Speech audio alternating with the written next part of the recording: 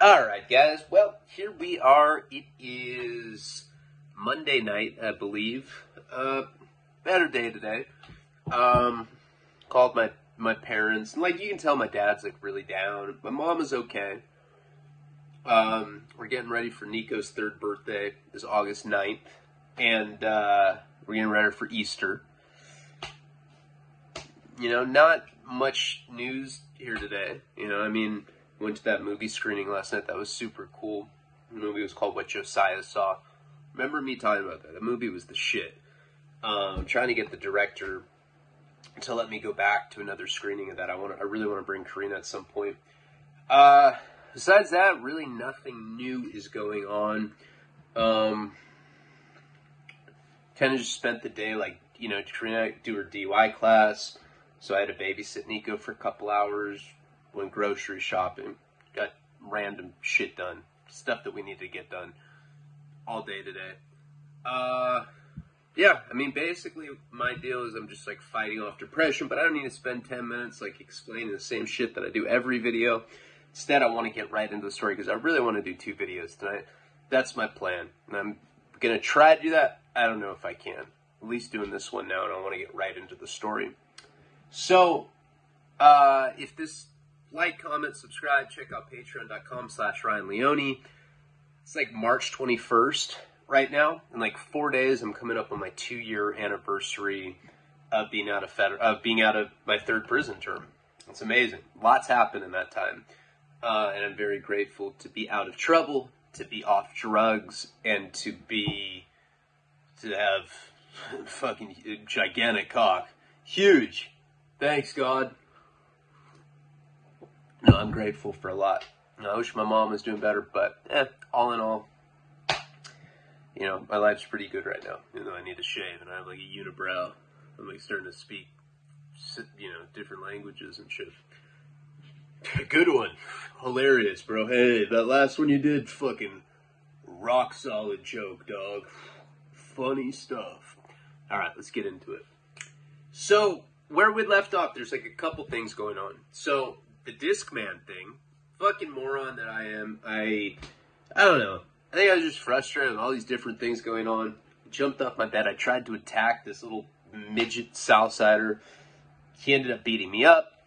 That's a big deal. You can't do that. It doesn't matter if I'm running homie Southsider, because I wasn't a Southsider. I was a fucking gringo. Looked at me like I was a rancher, like I fucking owned Mexican slaves. Pick grapes, Mexicans. That's how they looked at me. I was like, dude, I love you guys. I had a Mexican housekeeper when I was a kid. Come on, you think I'm racist? Jesus Christ.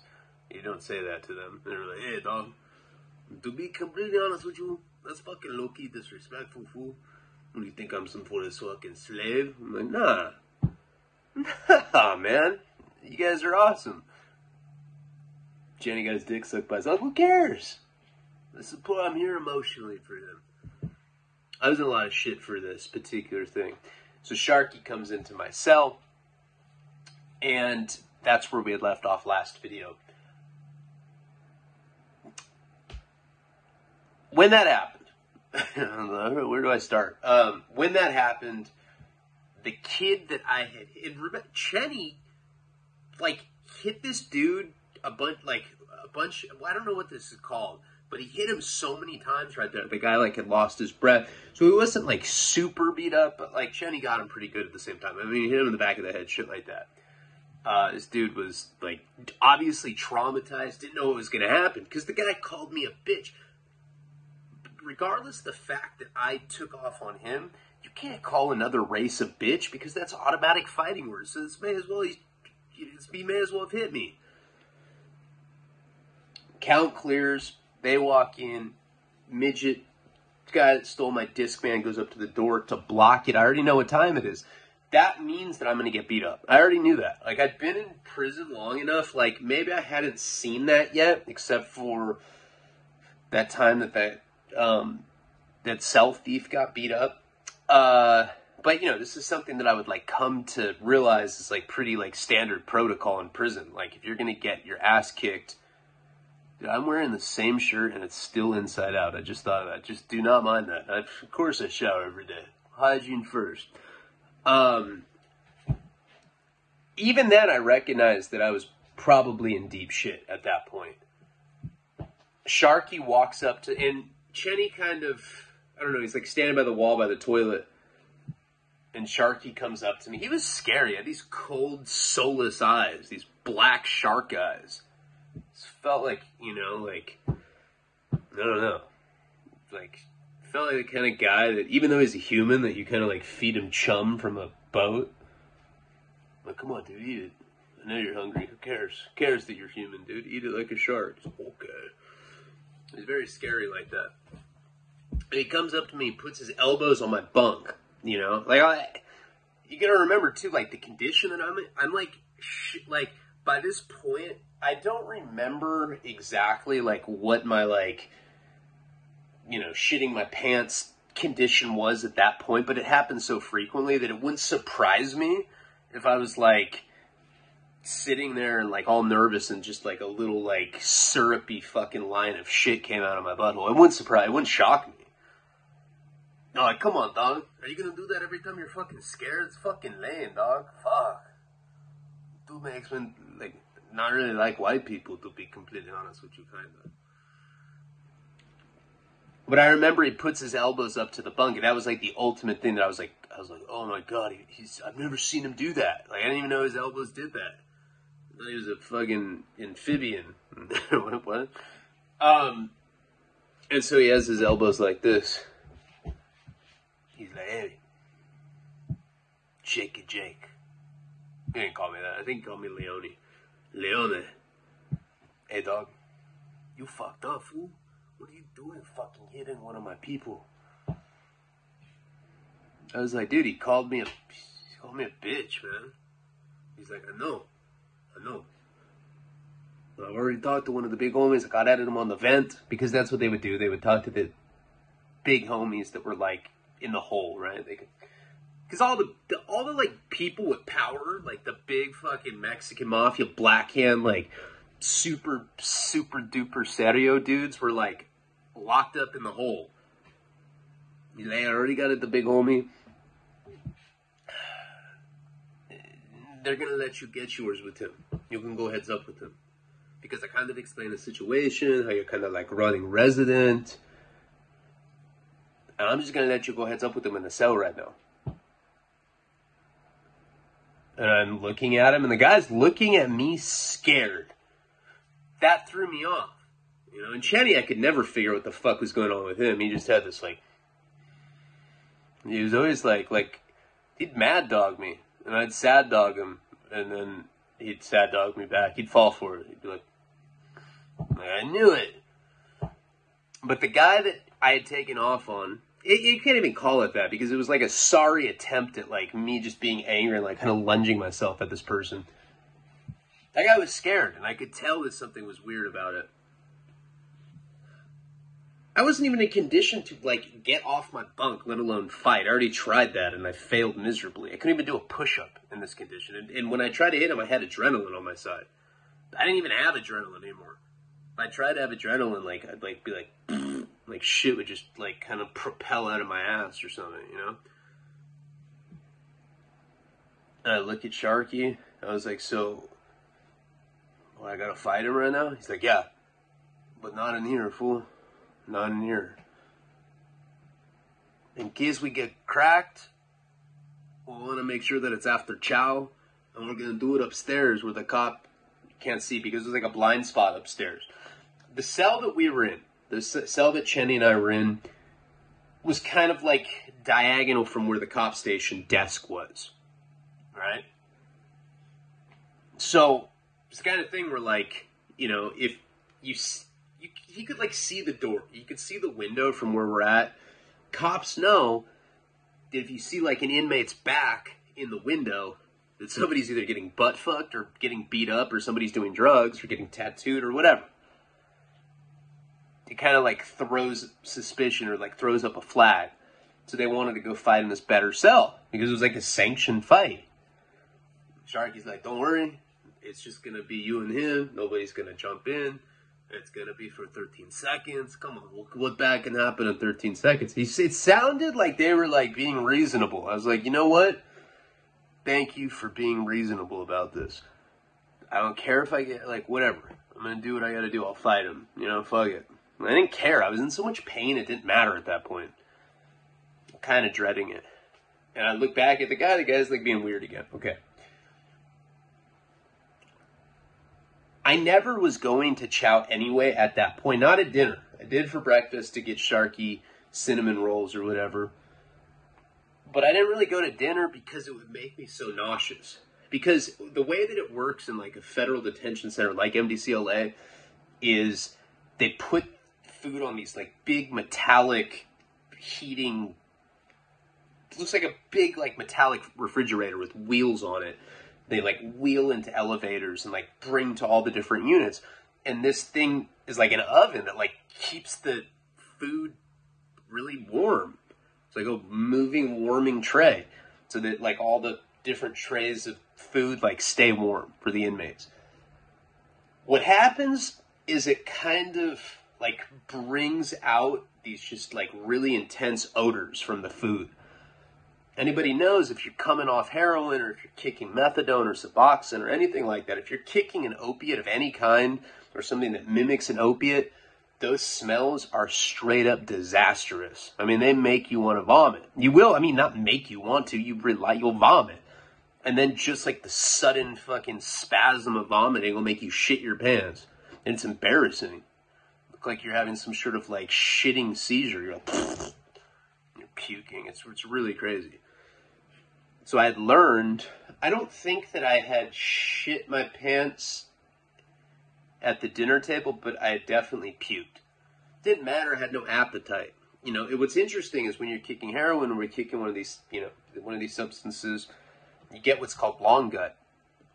It's a weird phenomenon where after you're done kicking, you get really hungry. You tend to get really fucking fat at that point. You're just like stuffing your face with like cupcakes and shit. I'm sober, who cares? And you see a lot of junkies go from being rail thin, emaciated to fucking fat. Like fat where you're like, damn, that guy could probably die from his weight. That sucks. It's like a different person now. Fuck that dude. Let's go hang out with that other skinny dude. You know? So I didn't go to dinner anyway. And now I knew that I like had a fight and I was not happy about it. They all leave, you know. Chow's probably like in 15 minutes. 20 minutes. And then after chow, and this is common. Okay, if you're going to get a DP, if you're going to get disciplined, if they're going to like do a hit on somebody, something's going to crack off. A lot of times, they'll plan it for after dinner, after lunch, after, you know, because they don't want the whole place to go, because people are hungry. People don't want to wait for food. And it's like, that's one of the things, if you're like the shot caller for a particular unit, you have to be conscientious of these types of things, you know? It's like, we're doing some heads-up one-on-one fight. This guy's a midget. It's like R2-D2 fucking fighting an Ewok. Except I, like, I don't know, I couldn't beep or anything because I was sick. This was like, I couldn't make cool R2-D2. Okay, I'll stop. Ow. So that's why it was like that, right? Which sucked because it, like, allowed adrenaline to build up for me. I didn't know enough about prison either at that point to know what this was. Like, yes, I was talking to RJ a lot. He was being extorted at that point. But I didn't even have, like, the energy to go try to find him to try to figure out, like, what this meant. I was just like, you know, I kind of accepted. All right, I'm going to fight this guy. Who cares? So, you know, I'm probably going to get beat up, and then I'll just come back and they'll leave me alone. I can sleep. And Chenny will probably wake me up and make me do laundry, and then I'll have to shower. But, you know, at least I can, like, try to, like... You know, it wasn't sleep. It was like closing my eyes, like catnap stuff. So then I hear them starting to serve chow. You know, I'm laying in bed, just like dreading this. You know, this like adrenaline is building up. And I hear this very familiar sound to me now, but I didn't know it then. And it was like this thunderclap of sneakers. Didn't know what it was. I was like, damn, somebody's playing racquetball? What up, fool? No idea what was going on. all of a sudden I see Chenny come in the cell, kind of like looking outside. I was like, "What's up?" He's like, "Hey, the fuck you." What did he call? What they call black dudes tintos. It's not a good name. That's like the N word in Spanish, but that's what they call him. He's like, "Hey, dog, some tintos got into it, fool." And they fucking smash somebody up. So they hit some, and see, that's the thing. Southsiders and white dudes, and Pisces even, because Pisces kind of like imitate Southsiders, they try to be respectful of other people's programs, you know, but the black dudes don't have that, they don't care. They don't give a fuck. They're like, what, you know, if something's going to go down, it's going to go down, and that's that. Personally, like, I don't think you should, like, be trying to accommodate everybody else. I agree with them in that instance. It's like, you know, it's like, you're not in prison because you're like a polite, mindful motherfucker. You're in prison because you're a scumbag. You've probably done meth and butt fuck someone. Be like, "Hey, dude, do you feel it?" "Yeah, me too." "Oh, yeah." That kind of shit, right? And James like, "Hey, they're going to lock us down." I was like, "Well, what's up, dude? Does that mean I don't have to fight?" He's like, "No, you're going to fight in the morning, fool. But yeah, they're locking us down." He's like, "You're lucky, dog, because that little kid's going to beat your fucking ass. Then he's probably going to he's just going to boobop you." I was like, "What?" He's like, "Boobop you." I didn't even know what that meant, you know? He's like explaining it to me. So what had happened with those black guys, you know, they jumped somebody. This happened all the time with the black dudes. They jumped somebody because their paperwork came up. I saw that happen like 50, 60 times at MDCLA. I didn't see this particular jumping happen, but I guess somebody was like grabbing a tray. The discovery had come up that day. Somebody was snitching on somebody else. They got word of it. And then like 3 or 4 black dudes just jumped on someone and stomped them out. Nobody got stabbed or anything. It was just like a classic jumping. So I got out of fighting that day. Next day, I don't sleep that night. You know, it's like another like horrible night. That night in particular was bad because I knew that I was getting in a fight the night before, or the next day. And you also got to remember, like, I've been at MDCLA at this point for like 30 days. Maybe like a little, probably like 45, 50 days now, almost 2 months of just agony, kicking, not sleeping, shitting, like having to like wash my clothes, work out, all this stupid shit. I still wasn't sleeping at that point. And I remember just like being up listening to the radio and just really dreading the morning. And I'd have so many nights like that in prison, you know, so many nights where I'd be in debt and I'd like call and be like, "Honey," it's on my last term, "Karina, babe, they're going to kill me if you don't send $400. Babe, I don't have it. What do you want me to die? Nico's not going to have a daddy?" She's like, "I'll find Nico a daddy." "Shut up. Will you please put it on the book?" She's like, "I'll try." And then, like, the phone would go out. And then I'd, like, be laying in bed, like, be like, fuck, I wonder if the money's going to hit by the time I go to store tomorrow. And you know what? I always managed to weasel my way out of it somehow. And, like, I never got killed in prison. I don't know how. I've gotten jumped in there, but not killed. Anyway. This is one of those nights. I mean, I wasn't going to sleep anyway, but I'm staying up. So, next morning, breakfast comes. I go. I don't see the Ewok, dude. I don't see him. I just go get my, you know, cinnamon roll like a good little bitch and bring it to Sharky. I was like, "Here you go." He's like, hey, you're not off the hook, fool." "Yeah, you fools are getting down, dog.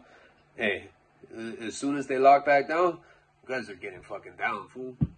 "Yeah, palabra." I was like, "All right, whatever," you know? Like, I think he knew that I was, like, scared to do it or whatever, and he was just trying to, like, rub it in.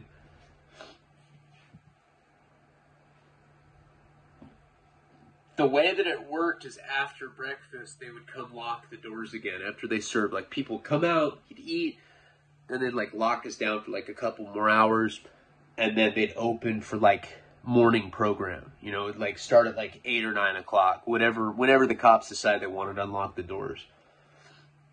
So I'm waiting. Like, you know, now I've had, like, 15 hours to fucking stress on this, just to be, like, anxious about getting beat up by some furry little midget fuck.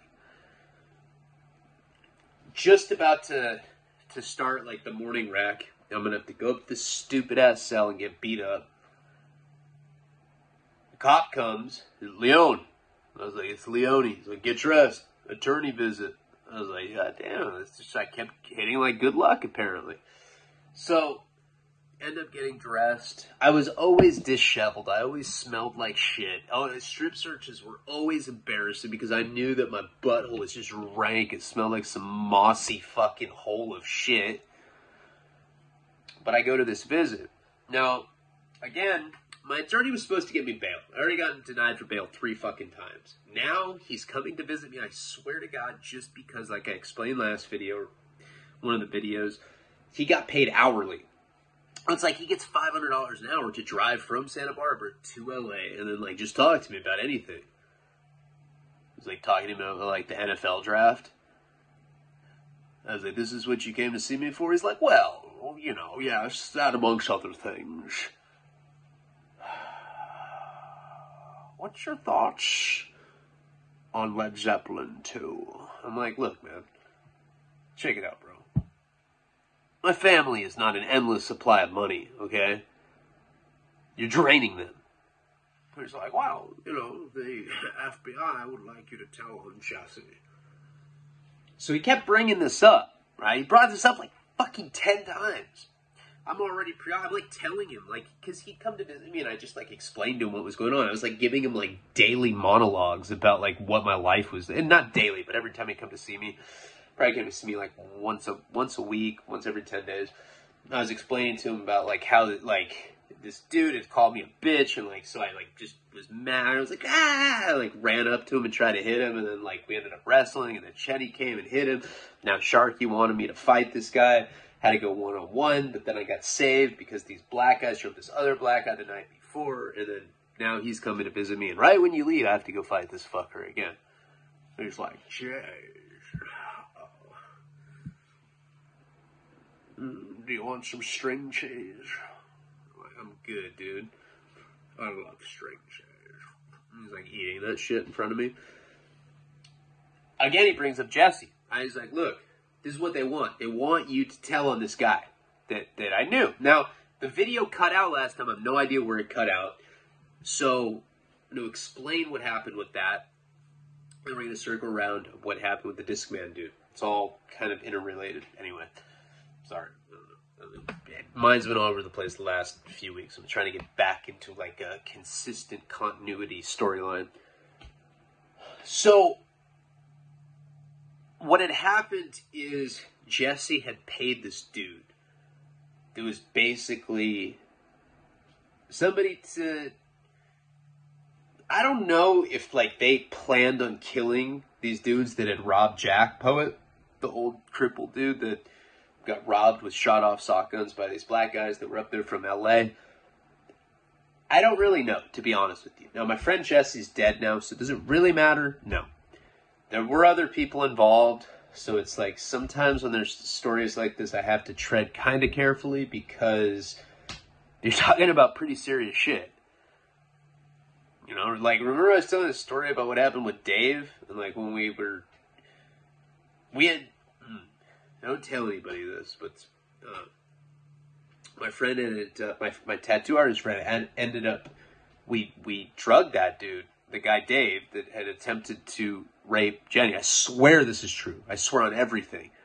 My tattoo artist friend, we drugged him, and he wrote rapist with the tattoo gun on this guy's face while he was passed out at like a Holiday Inn in Santa Barbara. Like, he tattooed rapist.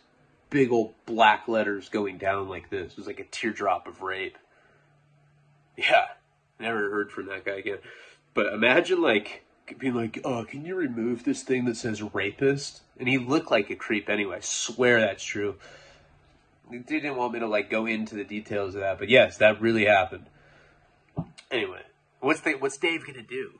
You know, go to the police and be like, yeah, well, you know, they drugged me and then they tattooed this. Well, why'd they do that? I don't know, because they tried to rape his girlfriend. Hey, let's let bygones be bygones. It's like, why the dude tripped that I was telling the story. It doesn't matter. That's what ended up happening with that. The black guys didn't bring the bud, you know, so they were like trying to establish trust with them. buy a 10-pack or whatever it was. And what ultimately ended up happening at the end of that situation is he told them that they didn't have the money on site there, which was common back then for dispensaries in Southern California.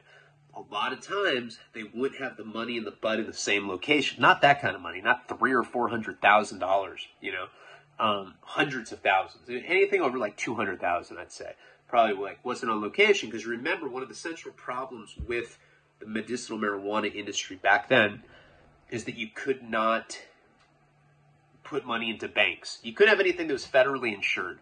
So therefore, medical marijuana businesses had to operate strictly cash. That's when it was the Wild West. That's when Blackwater would get contracted out by the government to go steal from people that own medical marijuana dispensaries. That's when people were robbing people like this. Like, you've got gangsters from LA coming up to Santa Barbara to rob dude in a wheelchair. You know, it was fucked up stuff back then. It still is. It's still I got a lot of friends that are still in it right now in LA and like in Santa Barbara that are still selling like a lot of weight with weed. And yeah, I hear crazy shit all the time. I'm like, yeah, what'd you do last week? Oh, you know, I was just watching one of my henchmen skin somebody by a well. Why? Well, I don't know. We're all coked out. Like, did he do anything? No, we're just bored and coked out. They skinned him, though. It was fucking disgusting. And I took a shit on his chest. No, I don't know. They don't say stuff like that. But I hear stories about people getting robbed, shit like that. So what happened is they ended up bringing these two black dudes up. This is supposedly what happened, right? They took these two black... I don't know this for a fact. This is all secondhand information. They took these guys, I think like they ended up selling them a 10-pack, something like that. And then the big like transaction was supposed to go up on this road called 154, which is like this kind of like deserted road that goes up into the mountains. And it goes from Santa Barbara up to the Chumash Casino, that resort that I just stayed at. Where somebody recognized me. Somebody's like, hey, I recognize you from YouTube. I was playing like nickel slots at 6 in the morning. I like had a beard. I was like, fuck. Yeah, it's me. Oh, yeah, I'm sober. Yeah, I'm just playing nickel slots at like 7 a.m. You know, it was really embarrassing. But this road that led up there, a lot of really scandalous shit went on because it was like, there was a lot of police scrutiny because it's kind of like the most desolate part of Santa Barbara. So they ended up taking these two, remember there were 3 of these black dudes. These black dudes owned a house, or were renting a house in Santa Barbara. They all had girlfriends. They all had, like, fat white girlfriends. So what? I can say that. And only 2 of these guys showed up. Remember, they had rented a U-Haul. There's these 2, like, totally non-threatening guys. And somehow Jesse and this other guy, like, convinced them to sell him some weed and then do the big transaction up on 154. And that's what they did. And when they got up there, the guy that Jesse paid supposedly killed the guy that was driving, the black dude, but didn't kill the other guy. Other guy was freaking out, and they basically said that if he didn't take them to the dude... Well, first they made him admit that they robbed Jack, the dude in the wheelchair. And the guy started singing like a canary. He was like, dude, you would have thought he was like in The Sound of Music. He was like doing like, you know, he was like skipping and shit, like doing show tunes, telling him everything.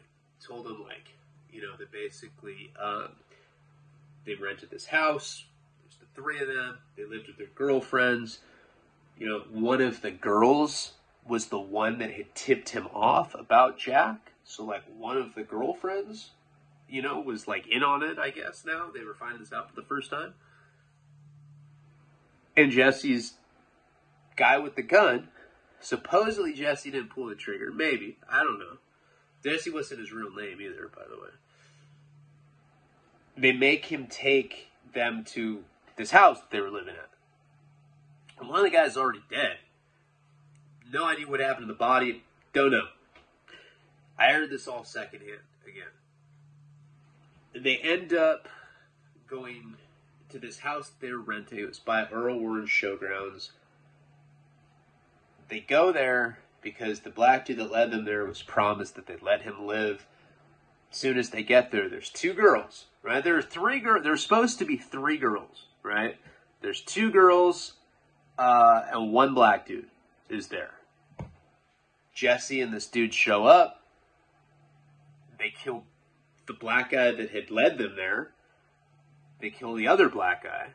And they kill the 2 chicks, supposedly.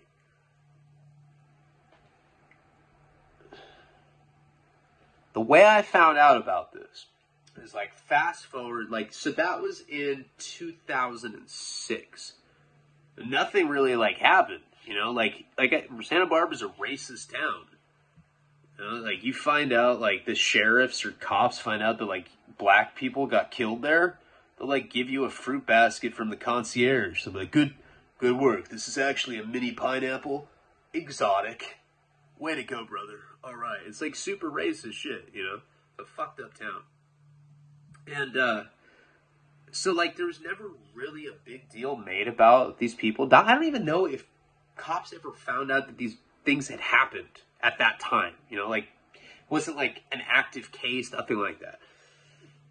So what ends up happening, how I find out about this is because that period, I had done this storyline called Andrea. It was about the time that I was homeless. It's that girl that I used to spy on when she showered when I lived with a bunch of homeless tweakers for like a week. And then I showed up at her house like 6 in the morning. I was like, hey, do you have any liquor? I'm kicking alcohol. She's like, oh my God, you're such a cute little junkie. Come in. She became like my sugar mama. And then we like had sex in a bed in front of her dad. Remember that? Yeah, that girl. Weird. And she's a good person. But anyway, right around the time that particular story took place, I was hanging out with this girl named Nev. Nev was a hooker.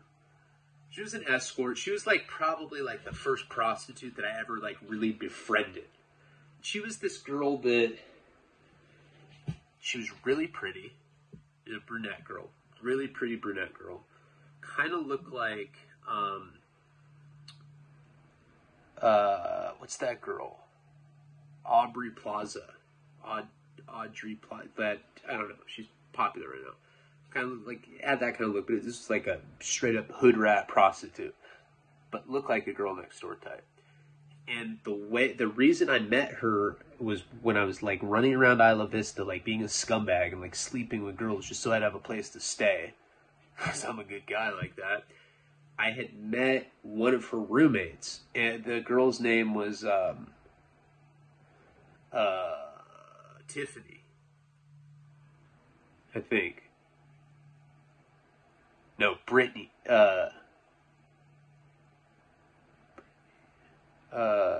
Tiffany. Her name was Tiffany, right?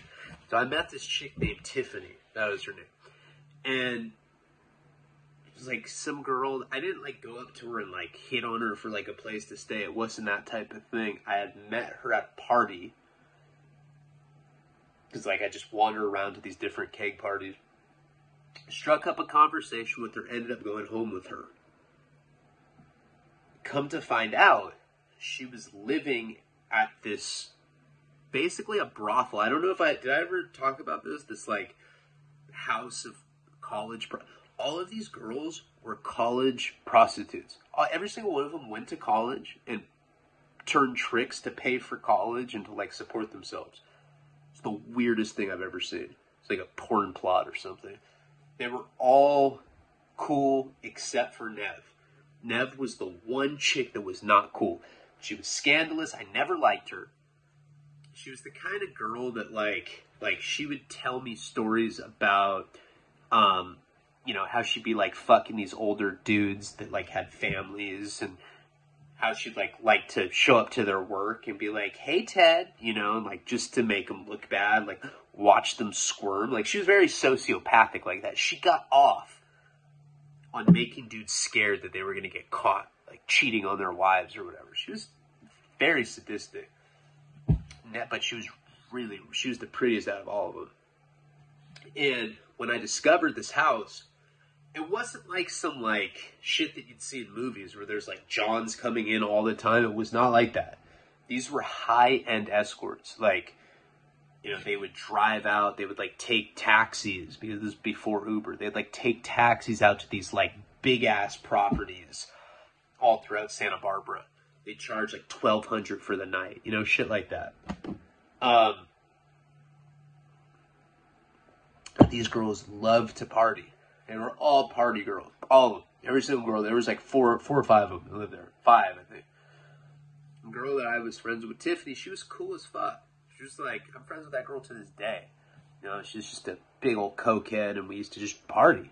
You know, the girl loved to have a good time. She didn't care. And like, her philosophy, you know, a few of those girls that lived there, their philosophy was like, dude, we like having sex. Who cares? Like, if we can get paid for it, okay, you know, we can close our eyes. If the dude's gross, who gives a fuck? You know, we're getting paid good money. All of them had nice shit.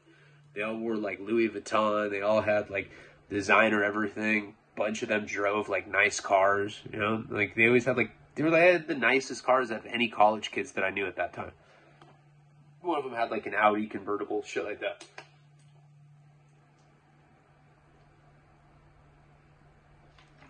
And I started hanging out over there a lot, and I started bringing my friends over there because remember, in Santa Barbara, I was a bad heroin addict for years, but before that, I was a big cokehead, and I was like kind of like inundated in the cocaine culture of Santa Barbara. Like, anybody that did blow there, doesn't matter how old you are. I like snorted blow with like 83-year-old Hells Angels guys. They'd be like, have I ever told you about the time I got my dick sucked on a commercial flight by a gypsy? Yeah, Barry, you've told me that like 5 times. Rats. You know, you'd be like, oh, what the hell? I knew like everybody. I knew all the college cokeheads, whatever. So I started bringing my guy friends over there. Like, I was still friends with a lot of party dudes. I still am to this day. Like, in their late 30s, they're still, like, doing this kind of shit. And therefore, I bridged the Santa Barbara party culture with this, like, weird-ass By the way, these girls were from, like, Nebraska or some shit. Like, none of them were from California. They'd all moved out here to be high-end escorts and to go to college. It was super fucking random. And I was, like, just happened to be the guy that, like, discovered them. I was, like, some archaeologist that found some, like, fossilized sluts, like, out in the middle of a college town. It was really weird. That girl, Nev, was kind of, like, the shot caller of all of these girls, right? She's the one that would, like, try to embarrass the Johns, or like she told me that she liked to give drug addicts that were in recovery, she liked to have them relapse. She liked to watch drug addicts relapse and like fall back into misery. I was like, you sound like a great girl. I love you, Dev. Never liked her. I always like had like a bad feeling about her.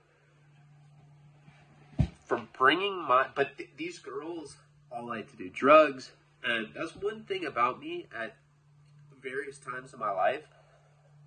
I've always been able to get the best cocaine of anybody I know. I don't know, because I'm so, like, rooted in that culture where I live. I've been doing it since I was a fucking kid there. You know, remember my first girlfriend in high school. Dad was, like, a big-time coke dealer. So, like, I know all these OGs there that, like, right now, I swear to God, I don't do coke anymore, but, like, if I was in Santa Barbara right now, I probably could get it from, like, 10 people. I'm not even joking. Not 10 people that do it that can get it, like 10 people that like sell it. I know a fuckload of people that sell like kilos and shit. I know like crazy coke people up there. Down here too, but like way more up there. So by virtue of me like bringing all these like coke dealers over to her place, that dude Jesse, not his real name, but the guy in question, the guy that the feds wanted me to tell on, he comes over there one night because of me. Now, I wasn't even there when they met or anything. But because, like, what I'm saying is I started bringing my friends over there, and somehow he made it over there. He had a long-term girlfriend, Jesse. And Nev became his side chick. He was spoiling her. He had a lot of money. This is the guy that got caught with, like, 70 tons of drugs. right? And so this, like, and that's why I never saw him with her, because it became this, like, you know, this, like, side, like, he didn't want people to know because they had a long-term girlfriend. She was, like, his dirty little secret, his dirty little mistress slut. So that night that they had taken those black dudes up to the San Marcos Pass, I don't know where they went exactly. I don't know the situation, but it was like, I think it was like at a house up there or some shit. When they shot those people, he came back down to Santa Barbara. They shot him by the fairgrounds. Nev's place was probably like 15 minutes from there. After they did that, him and this, like, security guard guy, that's how this guy was always described to me. They went to Nev's house to shower, to get rid of their clothes, to evidence, whatever. He gave Nev his clothes, like he put them in a trash bag. Because I guess what had happened, at least according to what Tiffany told me about it, is that the chick, like, I guess they figured out who the girl was that had, like, set up the whole thing. Remember, this was, like, this guy's, like, protege. You know, the crippled dude. And they, like, peed on him and shit. Like, this dude was pissed about the whole situation. I guess he got a gun, and he, like, shot this girl in the back of the head, like, execution style. Got blood all over his clothes. And was stupid enough to come and, like, brag to Nev about it. Because, you know, she was, like, definitely, like, one of those girls that could be a jet setter, you know, could be married to a fucking multi-millionaire, billionaire stockbroker, whatever. Just a billionaire stockbroker. Like some hedge fund dude or something. She was that kind of girl. She had a real evil cat-like double personality. And she was just super cunning and fucked up. You know, she's a bitch, conniving ass bitch. I hated this shit. So he made the mistake of bragging to her about this. So one day I'm over there. I'm probably now this is okay. So now I'm selling Molly. I never heard about this murder shit, right, until much later. That girl Tiffany and I she's like one of these people that kind of stayed my friend throughout my life. You know, she dated friends of mine, like whatever, you know, various points. Like we got out of prison, I fucked her a few times. Like she's just my homegirl. I don't know, we're just friends. She's fun, a lot of fun. She likes girls now though. It's weird. She's like a lesbian now, but it's cool. Whatever, she's cool. It's her real name too. And so now I'm selling Molly, and I'm hanging out with this coke dealer named Richter. That's the guy that would go around with like the folded up newspaper, where he was like a football star, and he'd get all coked out and like look at this like one newspaper clip of himself. He was weird. He was my homie, but like he's a weird dude. I'm hanging out with him, and he tells me that he needs to go, you know, because he go out to Isla Vista. Tiffany never left there. So she, like, was a hooker that went to college, and she just stayed a hooker. Like, she was a hooker for years. She doesn't do that anymore, but she probably did that for, like, 13 or 14 years. Something like that. And it's, like, prostitute years, that's ancient. You get, like, a beard and, like, a hoop earring. Like, yeah, I'm still a chick, but, you know, I like drinking Bud Light and shit. Spit out cum after I'm done, I don't care. So, $40, I'll suck your cock. You know, it's like girls like that, right? She was like really rough. She like did snuff and shit. And so, I end up meeting back up with her through this guy Richter because he's selling coke. And like I just run into her, right? She always kind of was like in my life. I'm with her one night with Richter, her, a few other people. I go outside with her to smoke a cigarette. I'm dating Jenny at this point. She's talking to me. And she's like, dude, did you hear what Nev did to Jesse. I was like, Jesse who? Remember, that's not his real name, but she said the guy's name. I was like, damn, I didn't even know they knew each other. What had happened is after he had left that house, she kept that bag with the blood in it or whatever, and she had this testimony that he killed these people, right? She ended up getting with some other dude, like some like tougher guy than Jesse, and like the two of them started extorting him about it, you know, like saying that they'd like go to the police unless like he gave them some amount of money. I don't know what it was. I forget what it was. It was like a lot though. Who knows? But that by that point, Jesse had become like really, really big league dude. He got called 70 tons at a certain point. So Tiffany was telling me that basically Nev was extorting this guy. And she tells me the whole story. I never heard that. I was like, what the fuck? She's like, yeah, dude. Killed like 4 or 5 people, whatever it was, including girls, including women. Now, Jesse was kind of always a sociopathic kind of fuck. I mean, he hit the guy with the bottle, and like he's like the kind of guy that kind of got off on violence. But like, I still did not see him as the guy that would shoot people in the back of the head, execution style. Now, I'm one of those people where like, I'll take you at your word, you know, unless you really give me a reason not to. You know, like if you're like, yeah, my dad's Samuel L. Jackson. I'm like, that's dope, man. You know, I'll believe you. I don't care. You might be his son or something. But then if I find out it's not true, then like once you lose my trust, it's like it's really hard to to get it back. But I was incredulous about this. Like there was just something that kind of didn't add up about it. Told me that story, and I guess Jesse was like paying her for a certain point, and then she didn't know what had happened anymore. Like I don't know. She like didn't know what like how that ended or whatever. So this is like the story I told you about. Those people are all pieces that I picked up from that, from just her telling me that. So now at this point, years later, a couple years later, my attorney is asking me about that case specifically. So I guess, who knows, maybe Nev had like finally told on him. How did my name get brought into it? Good question. Nev knew that I was a drug dealer. My attorney said that there was multiple reports from like the Santa Barbara Narcotics Department, Santa Barbara Sheriff's Department, Santa Barbara Task Force, Ventura Task Force, Federal Drug Enforcement Agency out of Ventura, one in LA. I had been told on a total of like 5 or 6 times by various people throughout the time that I've been a drug dealer.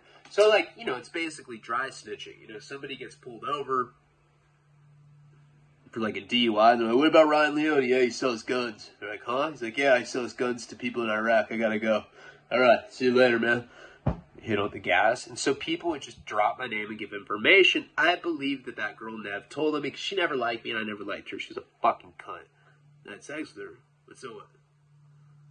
It didn't mean anything. It was whack. I closed my eyes and I pretended she was Paul Walker. I gotta go. All right.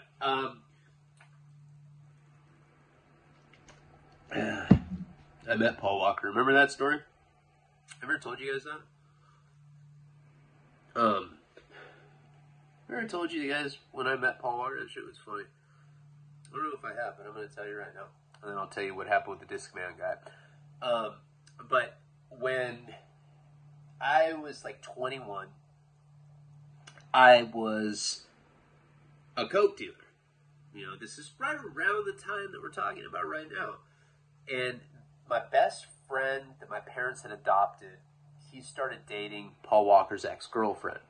She hated me because my ex-best friend was the kind of guy that would blame everything on me. Oh, heroin addiction's Ryan's fault.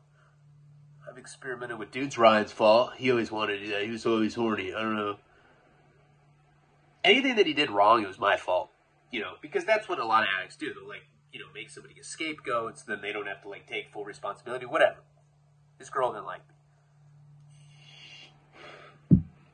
I hardly ever got to hang out with him because of that, you know? She'd be like, oh, I don't want you hanging out with Ryan. He's a bad influence. And, like, if he'd relapse, he'd be like, yeah, you know, I don't know, Ryan put a dagger up to my throat. He said if I didn't do it, he'd slit it and kill me. I don't want to die. I wanted to come home to you, babe. I love you. She'd be like, that son of a bitch, you know? She hated me. She calls me one night. I was selling blow back then. And not really selling it, middlemaning it, whatever. Selling it a little bit. She's like, hey, I need an 8-ball. It was like midnight. I'd like barely ever talked to this girl. I was like, okay. She's like, I'm at my place by the beach. Come alone. I was like, okay. And my whole thing is like, I wanted to be like on her good side, you know? And so I went to go deliver this shit. And I show up at her, because I'd like picked my friend up there a few times. I knew where it was. I get there. She opens the door and she's like, shh, come inside. Come in the bathroom. Let's do the transaction in there. I'll give you a line. I was like, all right. She's like, shh. Somebody's sleeping on the couch. I like just see some dudes sprawled out there. Go in the bathroom. We're like, do a line. She's like making one up. She gives me the money for the 8-ball. And I was like, wait a second. That's not Poppius out there. She's like, that's my ex. I was like, Paul Walker? She's like, shh. I was like, that fucking Paul Walker's sleeping on the couch out there? I was like, what's up? I want to meet him. She's like, no, he's wasted. Just let him sleep, please. If you wake him up, he'll be so mad. I was like, what the fuck? You're not going to introduce me to Paul Walker? She's like, no. I was like, all right. So I was like, keep doing lines with her. I was like, all right, gotta go. And I had a flip camera phone. I'm like walking out the door, and I swear to God, I probably told you guys this story before because it's a fucking classic one, but I like go up to him, I like prop him up real quick, and I like get the camera. I was like, Paul Walker, and I like snapped a picture. It was on my MySpace forever. He's like all like, I was like, thanks, Paul Walker, and she's like, you piece of shit, and I left, right? I got invited to like her birthday party after that because she kind of like that made up for it because she was a secret cokehead. She's one of those people that like fucking virtue signals. She can snort cocaine, but I can't shoot heroin with my friend. Fucking shut up, bitch. And so I got invited to this birthday party. He was there, so I got to meet him, like, not in that kind of situation. I was like, hey, Paul Walker, I took a picture of you once when you were wasted, passed on this couch. I went, like, shook you, and I took a picture with the flip phone. And he thought it was really funny. He's actually really cool about it. Rest in peace, Paul Walker. I don't know, it just reminded me of that. But, yeah, it was pretty random. Anyway, so now, you know, I was like, well, I don't know, I don't know anything about that. Like, that was a rumor that somebody told me. He's like, oh, yeah. I don't want to get you involved with murder. He's like, you know, they'll string you along. And they'll spit you out. What do you think of Led Zeppelin 3? And I'm like, shut up, dude. I'm going back. Like, I just want to go get this fight with the Discman guy out of the way. Tell the cop that I'm done. And, like, he just come to tell me that they still want me to tell on Jesse, you know? And, like, I didn't see anything happen. I don't know shit. If I had to guess what happened, Nev told on me for being a drug dealer, and she's like, he also knows about this murder. I didn't know about that murder. I didn't know shit. That was a rumor somebody told me. How would I be a credible witness to that, you know? But somehow they were interested in it. I think what had happened is that she had extorted him up to a point. He probably put his foot down. She's like, fuck you, told on him. And, like, said that I was somebody that knew about it or whatever. I have no idea how I got pulled into that in particular, but it happened. Cop brings me back up to the unit, and I get there, and Sharky comes up to me. He's like, hey, what's up, dog? He puts his hand on my shoulder. I'm so sick at this point, you know? He's like, come on, you ready? And I was like, fuck. I really, really did not want to fight this guy. Like, especially now. Like, expending that kind of energy. Like, I didn't always go for walks like that. I was a house dog, you know? It was like a big day for me. They, like, took me, like, down a few floors. I go to the visiting room. I had to show my butthole twice. I was like, fuck, dude. And I start seeing all these Southsiders kind of, like, grouping up. Like, if I had known what I know now, I would have fucking probably just went up to the cop and be like, hey, man, I gotta go. I'm gonna get beat up right now, you know. But like back then, I was naive, and I was also fearless as fuck. I just didn't care. I think I was more naive than anything. Did not fearless. I was absolute pussy. I'm sorry I lied. So I'm seeing these other Southsiders group up, and I'm like, well, this is probably not good. I'm sorry, because like, come on, dog, up to the cell right now. Seeing all these other Southsiders, just like ones that I've never seen before. Like in like ninja outfits, so they were like foot soldiers from Ninja Turtles. I was like, Jesus, fucking Soreños, Teenage Mutant Ninja Soreños. I'm getting freaked out now. I'm like hunching over because I'm so sick. I walk up to the cell, and Jenny's right there. Right, he's like right in the front of the cell. He's like, "All right, you ready, fool? Come on. Pump yourself up. It's going to be 13 seconds. So I was like, all right. And I walk in the cell, and I see the little Ewok guy. He's just kind of like standing there with his arms folded. Like 4 other Southsiders zoom in past me in the cell. And I like go like this because I don't want to get hit. They go right for him, and they just start smashing him the fuck out. Like 4 of them, this squad, they're just getting his ass. No knives or anything, they're just stomping his ass out, right? Bam, bam, bam. They're just beating his ass. And I was like, he's like, stop, stop. They're smashing him out. You know, for calling me a bitch like that. You can't do that to another race. And, like, he's literally got beat up to a bloody pulp in front of me. This is after it got, like, put off multiple times. The first night when those black guys hit that dude in the chow hall. Then the morning when I had to go to the attorney visit, now I'm there, I'm in it. So they were waiting for me. They're tricking me. And this dude's bloody on a pulp. He's just kind of looking up. It was really kind of like a sad thing to see. I remember he was kind of like gurgling blood a little bit. I mean, he got beat up bad. These little Southsiders do not fuck around, you know. They're like cursing in Spanish as they stomp him out. And then Sharky comes in. He's like, hey, dog, come on, get yours. Fucking stomp his face in, dog. I was so dope sick. I was just like, then can I go back to my bunk? He was like, yeah, dog, smash him out, fool. Come on. Hit him in the face. And I just went up to him and I fucking stomped on his forehead pretty lightly. Like, I don't know. It wasn't anything like violent or anything. I was wearing like Crocs, you know what I mean? But I did that. Didn't feel good either. That was like the first real like prison violence that I've ever been involved with. I didn't feel good about it. Finished. And this kid dude's whimpering. He's crying. Like he's petrified. He just got smashed out by like 5 people. And Chenny got him the day before too. And I go back to my cell. I kind of like have my head down. I shuffle back to it. The back of my bunk. Jenny comes up to me. He's like, hey dog, you did so good. Sharky's so proud of you, fool. Fucking, you know why we did that, dog? You know why we beat him up and not you? Because you had the fucking heart to go in a cell with a bunch of homies. And you're either stupid or you got heart, fool. And we respect the fuck out of that. That dude was way out of line calling you a bitch, dog. I was like, where's he going? He's gone. That fool rolled it up.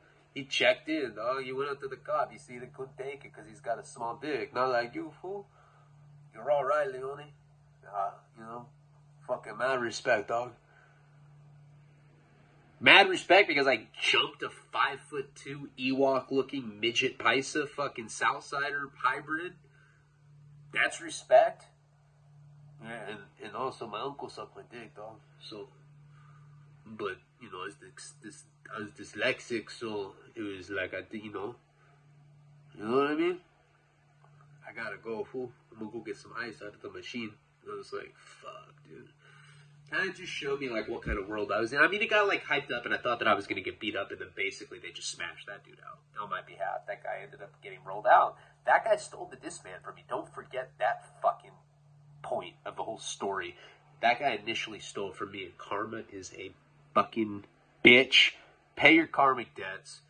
I don't know if you can tell, but I feel like much more alive coming out of like not going into a depression. I appreciate every single one of you. Like, comment, subscribe. Check out patreon.com/RyanLeone. Get another story for the $10 tier coming up next. I got the energy in me. Appreciate you. Much love. There's like 4 or 5 seconds left. See you guys soon. Palabra.